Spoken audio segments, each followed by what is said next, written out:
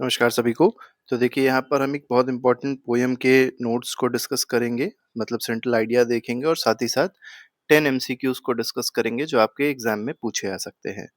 तो पहले थीम देख लीजिए, इस पोएम का नाम है द लेजेंड ऑफ नॉर्थलैंड, फर्ब कैरी ने लिखी हुई है और इसकी जो थीम है वो ये है, it is a moral ballad that teaches greed is punished, मतलब अगर आप ग्रीडी हैं तो वो पनिशमेंट उसकी मिलेगी, ये मॉरल है इसका।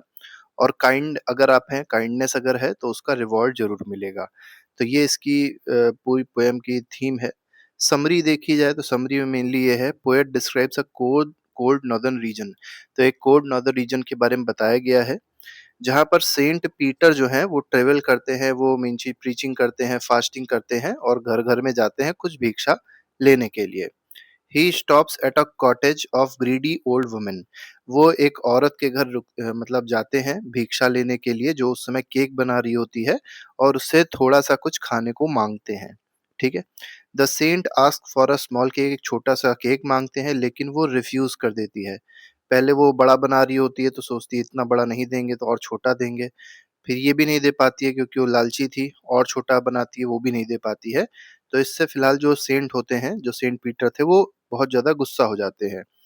But she refuses giving excuses each time, तो हर बार उसने एक्सक्यूज़ किया, एक्सक्यूज़ माना और केक नहीं दिया खाने को।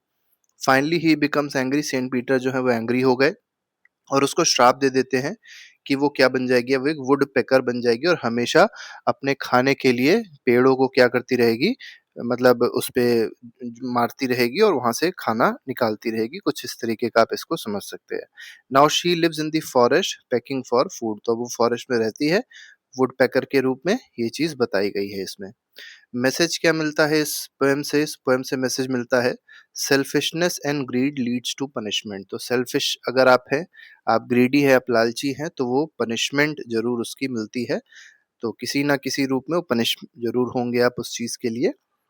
The poem promotes generosity, kindness and morality. तो तीन चीजों को प्रमोट भी करती है पोएम। जनरॉसिटी हो गया, काइंडनेस हो गया, मतलब काइंडनेस होना चाहिए, जनरस होना चाहिए, और मॉरल होने चाहिए आपके अंदर कुछ ना कुछ बहुत ज्यादा जरूरी है।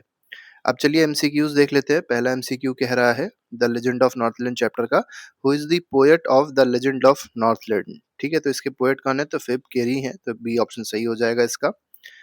Who came to women's house, अब वुमेन हाउस में कौन आया ये आपको यहाँ पर बताना है। तो सेंट पीटर आए थे, तो बी ऑप्शन सही है, अब आपको पता चल गया होगा।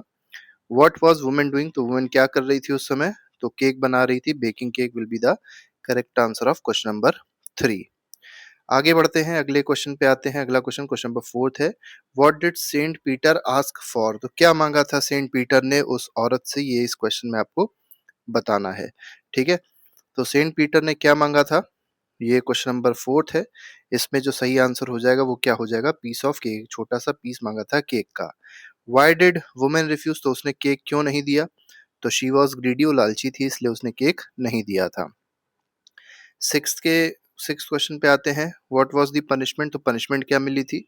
टर्न इनटू स्टोन नहीं, टर्न इनटू बर्ड, यही ऑप्शन सही है।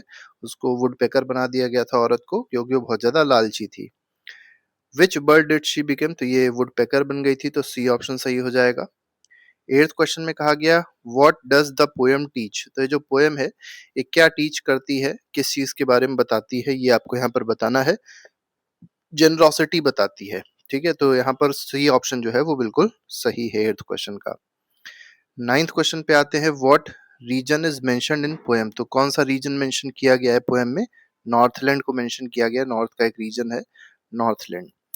Who is the legend about, तो जो लेजेंड है वो कौन है इसमें? ठीक है, तो लेजेंड जो है वो सेंट पीटर और ग्रीडी वुमेन है। ठीक है, मतलब ये जो पोएम है वो दो लोगों के बारे में है, सेंट पीटर और ग्रीडी वुमेन के बारे में। तो इस तरीके से 10 एमसीक्यूज थे जो हम लोग ने डिस्कस किए, नोट्स हम लोग ने डिस्कस किए। तो आई होप पूरा चैप्टर आप लोग को आसानी से क्लियर हो गया होगा, कोई भी दिक्कत आपको इसमें नहीं होगी। तो अभी के लिए फिलहाल नहीं, thank you very much, goodbye, जय हिंद।